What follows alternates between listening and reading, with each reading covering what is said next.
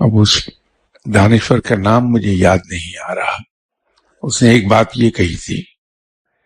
کہ جو شخص اپنی مصروفیات یا وقت کی کمی کی شکایت کرتا ہے، سمجھ لیجئے کہ وہ کچھ نہیں کرتا۔ مصروفیات میں بھی ہمیشہ کچھ نہ کچھ فارغ وقت نکالا جا سکتا ہے۔ تو آپ تلاش کیجئے کہ کسی بھی شخص کو اپنا مرشد ماننے سے پہلے، اس کے ہاتھ پر بیعت کرنے سے پہلے آپ وہاں جاتے رہیے، قریب سے اسٹڈی کیجئے کہ ایسے صاحب کے رویے زندگی کے بارے میں کیا ہیں، خاص طور پر جب ان پر کوئی مشکل آتی ہے یا اس کو اولاد کے ذریعے آزمایا جاتا ہے تو کیسے بیہیو کرتا ہے انسان۔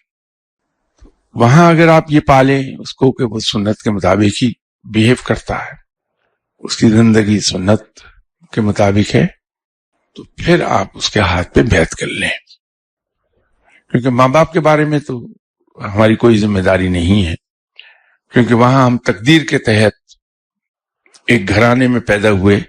And by virtue of that وہ میاں بیوی ہمارے پیرنٹس ہیں، اس میں ہماری کوئی ذمہ داری نہیں ہے کہ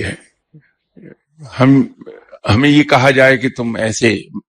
ماں باپ کے گھر کیوں پیدا ہوئے۔ لیکن مرشد بائی چوائس ہے،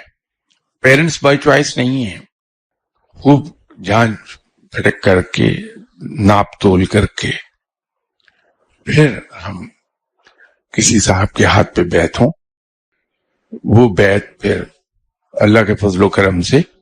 ایک لمبا عرصہ چلتی ہے۔